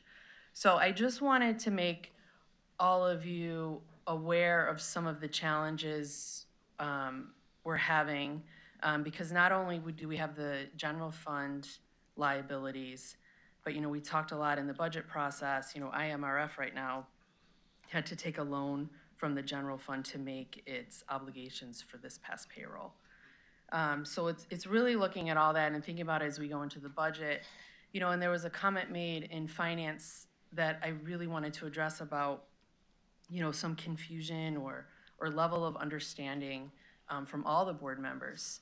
So I just want to invite you that, you know, if you don't understand what I was just explaining with the check-in and, or even things, you know, the resolution for the IMRF loan and FICA loan, please reach out to me and I promise I'm super nice. But I've heard a lot too. I think, you know, I don't know what questions to ask. So usually what we do is just talk about something on the agenda or whatever, and that might help questions. So I would say please reach out to myself. You can reach out to our county auditor, Shannon Teresi, our treasurer, Donna Kurtz. Anyone, you know, if you have questions, please now is the time to start asking, because I think it's really important that there's a good understanding of the decisions and how that's affecting all of our funds, but specifically the general fund. So you want the good news? Any questions before? And just a note, I mean, the ending balance for April was just over $1 million, but there was a day in April where we were down at about 120,000. This is on a $250 million budget, so I mean, that's cutting it close. That's just general fund, so 100 million budget. She's been sending me the banker month or weekly, and she's like, well, the Magnum's down to 1.6, but that's because we had a sales tax deposit yesterday of 1.5. So again, it's just a lot of the cash flow, and then some of the weakness in the other funds just really adds to the complexity of that. So.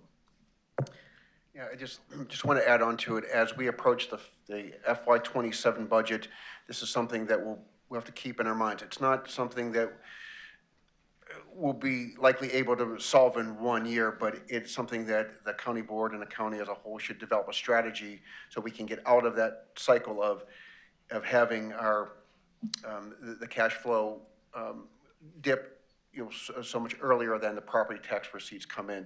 So it's just something that, as we think forward in the fiscal year and fiscal years thereafter, it's something that we will need to work on a resolution so we get out of that trend. All right, the good news. So next week, yes. Ms. Greeno? Thank you. Will you be giving us direction regarding what type of cuts would have to be made in our budget in order to impact that cash flow? So that if you're forecasting it out to March of next year, like what would we have to lower our expenditures to in order to make sure that we're not going into investments to cover the balance in the checking account? So you're looking for the number that we would have to be at in April versus our. Well, or in March for next year. I mean, we can always, as we've done in prior years, alert you to what is mandated and what's non-mandated. You know, and then as a group determine any of those non-mandated services, what you would like to cut. Well, and what I believe the board members are trying to do this year is to be proactive, to understand the things that, you know, where we can make cuts and go back to the departments and give them an opportunity, but then also get out to the community to get feedback so that we're looking ahead on this cash flow so that we go in. So if it is, you know, 7 million, 7.2, if we can pull some funds back and lower that down to 3 to 4 million, those are the types of things that we need to know. And then I know that each committee is going to be looking at its portion of the general fund and where they have leeway to get into the nuts and bolts of that. So I think that would be very helpful. Okay. Ms. Altoff? And just to add on to that, do we have a policy with regard to our payment cycle? Do we typically pay our invoices on a regular basis every 30 days, every 60 days, every 90 days? You don't have to answer it right now, but I'd like that information too as we go forward. What's our typical policy when we actually get that invoice? How rapidly do we turn it around? So I can answer that right now. That's, Okay. So there's no particular policy about when it gets entered, but when we do the check run, we only choose those invoices that have been all the way through the process and approved that are due within 2 weeks. So it just sits in open invoice until it's due. And that depends on usually the payers. Like the utility bills, we try to pay right away. You know, then the other ones we pay on the due date.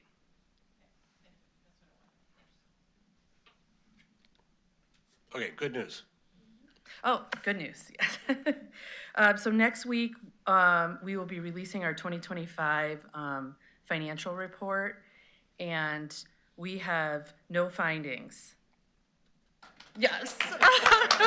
Your audit. For the audit. And so this is the first time in 9 years that we've had this on the county.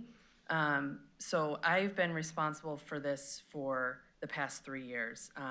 So I have to give recognition to our accounting manager, Dodi Venisi. She really is the primary driver of, you know, accomplishing this. And you know, I wanted to just explain a little, like when you hear like no audit findings, like on the actual report, like that's great, but what does that actually mean, right? And so it's first off, you know, complimenting the professional staff within finance, because it's a very high skill to, you know, we do all our own work papers, prepare the full financial report, and that's really what leads to the no findings. And the majority of governments have the auditors prepare some of their work papers and prepare their full financial audit. So I think it's just really to compliment everyone within finance and the work that we've achieved, you know, in getting this goal. But then it's even tying in a little bit, I think there was a question with the health department. You know, we work a lot with the departments on everything from, you know, invoice entry to how they're entering their deposits and doing it correctly, to the large departments with their grants, health, workforce, CDBG. You know, there's a lot of restrictions around grants, and improving that process helps with multiple things. You know, the financial audit, the single audit, when the grantors come in and do audit reviews of each program. You know, it's hard because I feel like we're working hard every day, but some of this stuff, you know, takes 3 years to change a process, and then, you know, this is really the outcome. So I want to give, you know, special recognition to finance, but then all the departments, they're very willing to change, you know, and we try to say, you know, well, we should do this, and this is why. And so all really great partners. And then last, I want to give some special recognition to our treasurer, Donna Kurtz. You know, when she took office, she really worked hard to improve some of the technology and process in her office. And one of the areas, as you can imagine, in our financial audit is monitoring the cash. And so a big accomplishment for them was getting the full process into our financial system. So that's really been a big part in achieving this as well. So it will be out. I'll send it to you, and you can page through. But actually, the full financial report is a little intimidating. It's a large document with a lot of technical accounting. But if you would like to go through it, we can do that. But there's also the shorter, easier to read. I mean, the language in the instructions specifically says do not use any words that the average member of the public would not be able to understand. So I will send that to you as well. It's the popular annual financial report, just to look at. And then Baker Tilly will be here in June at Finance and Audit if you would like to come, or at least listen. Because really, I tell Finance and Audit all the time, you know, Baker Tilly is your auditors. So if you have questions or things you want to ask them, like, please reach out. You know, they're a good resource as well. Okay. Mr. Scala's had his light on for a long time here. Mr. Scala. So I have a question for Scott, but I just want to piggyback on what Carrie had to say. I can't compliment the finance department and all of the county staff. I mean, it is quite the accomplishment to have 0 findings for an organization this large that deals with this many grants and this many entries into their system.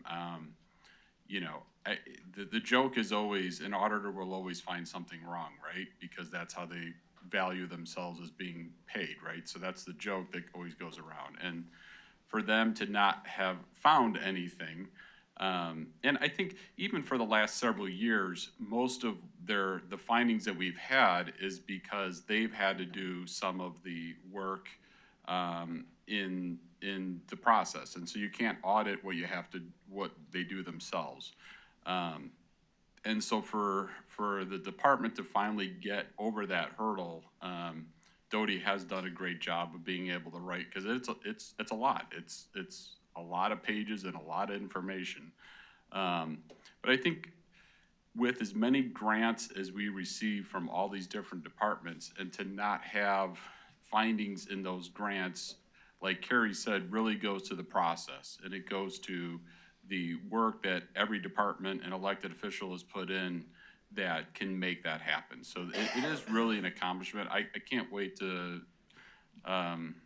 see John come before finance and say that there's no findings, because that's, you know, that's always been a running joke since I've been on finance with John about that. And I don't know how many, I mean, I'm gonna ask, but I don't know how many large counties of our size have reports that have no findings. I kind of feel like we hit the trifecta, right? Like, no findings, no debt, and a AAA bond rating. I mean, like, if you want to talk about the trifecta of a perfect organization, that's kind of like the 3. And I think it's something to be very proud of. Question for Scott. So I think we all received in our mailboxes this McHenry County Ethics Ordinance Training document.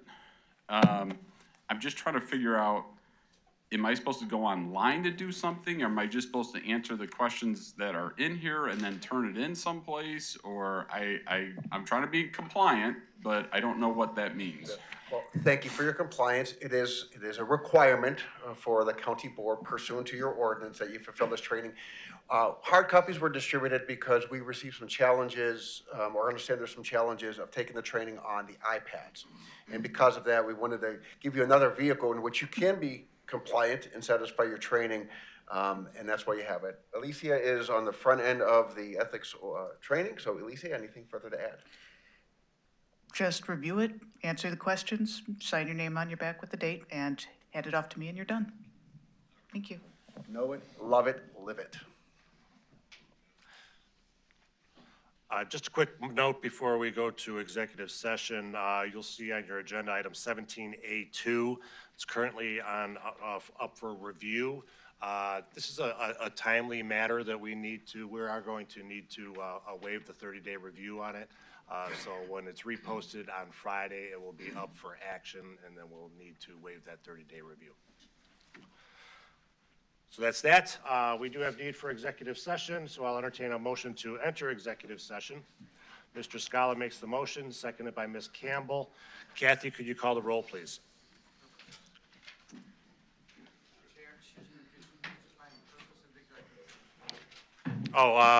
Pursuant to 5 ILCS 120/211 for litigation, 5 ILCS 120/221 for discussion of previous minutes. Altoff. Campbell. Collins. Gottemoller. Greeno. Hendricks. Kaminsky. Kearns. Krieger. Yes, and goodbye.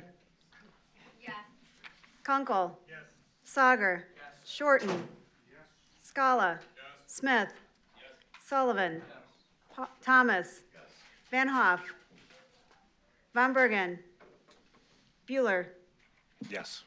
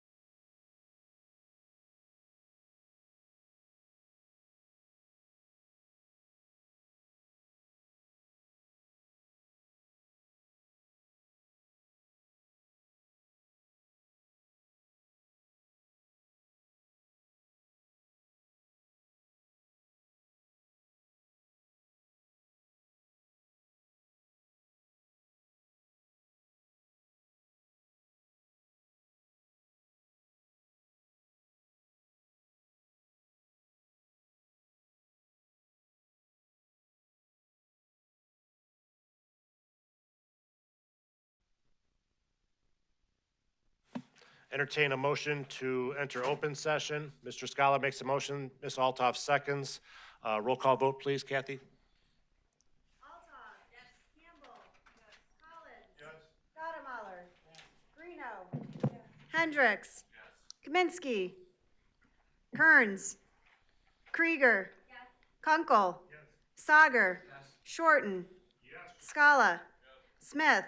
Yes. Sullivan. Yes. Thomas. Yes. Van Hoff. Von Bergen. Bueller. Yes. Mr. Scala makes a motion to adjourn, seconded by Mr. Hendricks. All in favor, say aye.